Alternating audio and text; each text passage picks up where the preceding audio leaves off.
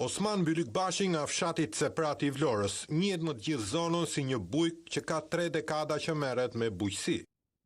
Është fermieri që punon pjesën më të madhe të tokave në këtë fshat së bashku me familjen.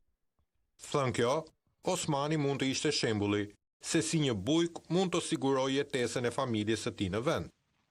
Por pas takimit me Osmanin, gjërat ndryshojnë. Ai të tregon mundin e jashtëzakonshëm i cili nuk ka arritur asnjëherë të shpërblehet. Ashtu sikurse nuk ka ndjer asnjëherë sado pak ndihmë apo mbështetje nga shteti.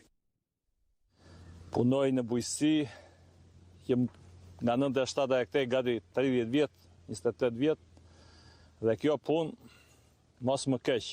Është e mundimshme si punë, si profesion? Shumë e mundimshme, edhe gjëja që nuk po shpërblehet sot është vetë bujqësia. Pse? Çfarë mungon? Pse në çdo vend të rajonit jepet 5% të buxhetit apo 8%, kurse në Shqipëri nuk jepet as 1%. Është shumë keq. Keni ku e shisni malli që kultivoni? Në treg, po tregu s'ka tregje fare. Ka rënë. Me atë që u shisi që u fitoni, ja vlen? Është më mirë ai që është i punësuar sot se ai që ka punën e tij. Dhe pas gati 3 dekadash pune, orar dhe pa orar, dhe vështirësish nga më të ndryshme, Osmani shikon se nuk ja ka arritur dot të ndërtojë të ardhmen për familjen dhe fëmijët, dhe shprehet se ka bërë gabim që ka qëndruar në fshatin e tij. Unë jam i riu në fshat që merrem me këtë punë. Ti e bërë pishman që ke zgjedhur këtë profesion? Të kisha ikur edhe fëmijët do ishin ushqyer dhe kaluar një jetë më të mirë nga që mbajta unë këtu.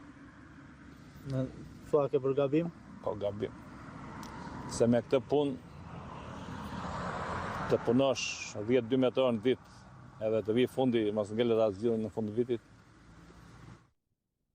Këtë realitet e tregojnë edhe numrat gjithnjë në uljet të fermerëve të angazhuar në bujqësi, ku në 15 vitet e fundit në Vlorë, ky numër është thuajse përgjysmuar.